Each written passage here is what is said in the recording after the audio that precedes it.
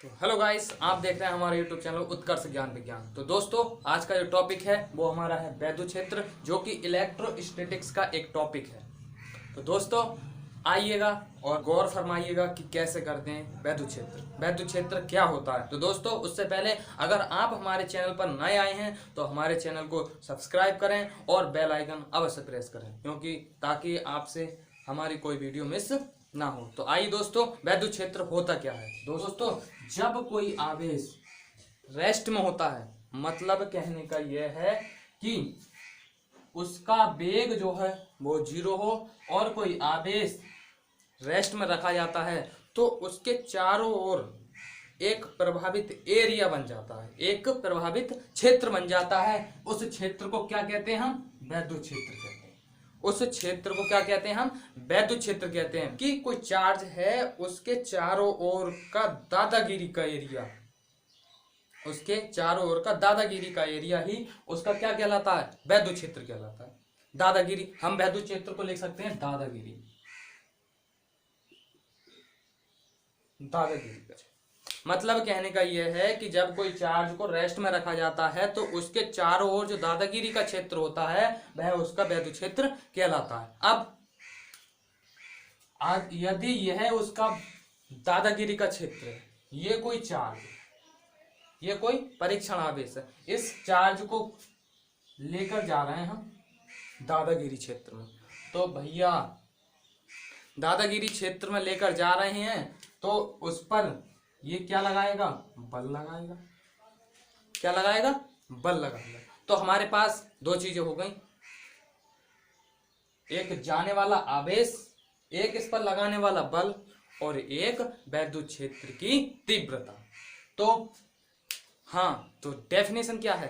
देखिए कि वह क्षेत्र जिसमें किसी आवेश को रखने पर, वह क्षेत्र जिसमें किसी आवेश को रखने पर, जिसमें किसी आवेश को रखने पर वह बल का अनुभव करे, वह बल का अनुभव करता है, वह क्षेत्र ही क्या कहलाता है? वैद्युत क्षेत्र कहलाता है। मतलब जो बल का अनुभव करता है वह क्षेत्र ही उसका क्या कहलाता है? वैद्युत क्षेत्र कहलाता है। समझ में आया? मतलब किसी आवेश को रेस्ट में रखा जाए तो उसके चारों ओर का वह क्षेत्र जहां तक वो प्रभावित करता है, वो प्रभावित क्षेत्र ही उसका क्या कहलाता है? वैद्युत क्षेत्र कहलाता है। तो एक नोट पॉइंट बहुत इंपोर्टेंट है, एग्जाम के लिए तो बहुत ज्यादा इंपोर्टेंट है। आइए, क्या है नोट पॉइंट कि वैद्युत क्षेत्र स्रोत आवेश पर, मतलब जिससे वैद्युत क्षेत्र उत्पन्न होता हो, ये वाला आवेश जिससे वैद्युत क्षेत्र उत्पन्न हो, उस पर कोई बल नहीं लगता, उस पर कोई बल नहीं लगता। लेकिन उस वैद्युत क्षेत्र में किसी आवेश, किसी दूसरे आवेश को ले जाने पर उस पर बल लगाता है भाई, बल लगाता है। दूसरा आवेश जब जाएगा उसके वैद्युत क्षेत्र में दादागिरी करने के लिए, तो भाई उसे एकदम से इंडिकेटर चल जाएंगे, उसके सेंसर स्टार्ट हो जाएंगे। भाई कोई आया, मारो मारो उसे, मारो, निकालो हमारे दादागिरी क्षेत्र से। भाई ये आया था इसमें दादागिरी करने के लिए, उसने लाते उसे मार के बचा दिया। मतलब कहने का ये है कि जो बल, जो वैद्युत क्षेत्र, जो आवेश वैद्युत क्षेत्र उत्पन्न करता है, उस आवेश पर कोई बल नहीं लगता, लेकिन जो उसमें दूसरा आवेश डाला जाता है तो उस पर बल लगता है। अब हमारे पास दो चीजें हो गई, एक तो आवेश जाने वाला, उस पर लगाने वाला बल, और एक वैद्युत क्षेत्र इंटेंसिटी, मतलब वैद्युत क्षेत्र की तीव्रता। अब इससे पहले दो बातें बताता हूं, मतलब वैद्युत क्षेत्र और वैद्युत क्षेत्र की तीव्रता। वैद्युत क्षेत्र तो समझ गए, लेकिन वैद्युत क्षेत्र क्या? वैद्युत क्षेत्र की तीव्रता क्या? वैद्युत क्षेत्र की तीव्रता कहते किसे हैं? मतलब कहने का यह है कि यदि कोई चार्ज रेस्ट में है तो उसके चारों ओर का वह क्षेत्र जो प्रभावित करता हो वो तो वैद्युत क्षेत्र कहलाता है।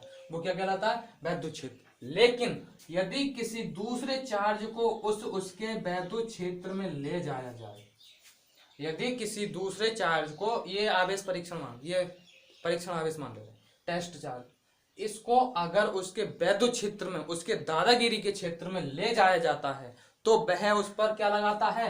बल लगाता है। वह क्या लगाएगा?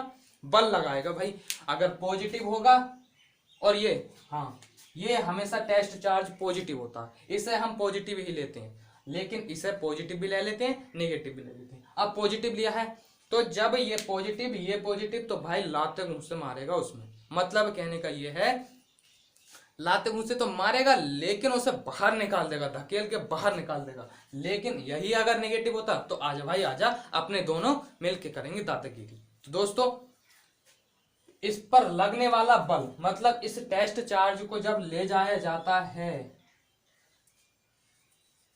जब इस टेस्ट चार्ज को उसके वैद्युत क्षेत्र में ले जाया जाता है तो वह चार्ज और इस पर लगने वाला बल ही हमारा क्या कहलाता है, इंटेंसिटी कहलाता है। ये क्या कहलाती है, वैद्युत क्षेत्र की तीव्रता। मतलब किसी चार्ज को वैद्युत क्षेत्र में ले जाया गया तो उस पर बल लगेगा, उस बल और उस चार्ज को जो ले जाया गया है उसके अनुपात को ही हम वैद्युत क्षेत्र की तीव्रता कहते हैं।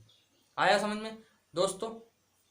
आया हो तो बिना लाइक करे नहीं जाना वीडियो को। आइए दोस्तों आगे क्या देखते हैं, आगे इसकी डायरेक्शन क्या होती है और डायमेंशन क्या है, यूनिट क्या है। तो भाई लपेट दो न्यूटन और इसका क्या होता है कूलाम, न्यूटन प्रति कूलाम, न्यूटन प्रति कूलाम। क्योंकि बल का कितना होता है, बल का यूनिट क्या होती है, यूनिट न्यूटन, क्यू का कूलाम, तो न्यूटन प्रति कूलाम और यूनिट हो गई डायमेंशन।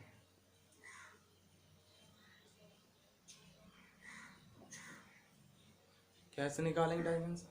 ओ भाई बल की तो पता ही है हमें, mLT की घात -2 और आवेश की IT A और T। लिख दो सही करके, लपेट दो इसे भाई, mLT की घात -3 क्योंकि 1 प्लस की है, ऊपर जाके माइनस की हो जाएगी, ऑलरेडी 2 है तो कितनी हो जाएगी 3 और 1 की घात -1। लपेट दिया। डायरेक्शन क्या होगी इसकी, डायरेक्शन अगर हमारा चार्ज पॉजिटिव है तो भाई ये तो लाते घूंसे मारेगा यानी बाहर को मारेगा। अगर हमारा चार्ज पॉजिटिव नहीं नेगेटिव है, अगर हमारा चार्ज नेगेटिव है तो भाई कहेगा आजा भाई आजा, अपने दोनों मिलके दादागिरी करते हैं। बस यह क्या है हमारा, ये डी यूनिट हो गई, ये डायमेंशन हो गई, ये डायरेक्शन हो गई। इसी के साथ हमारा टॉपिक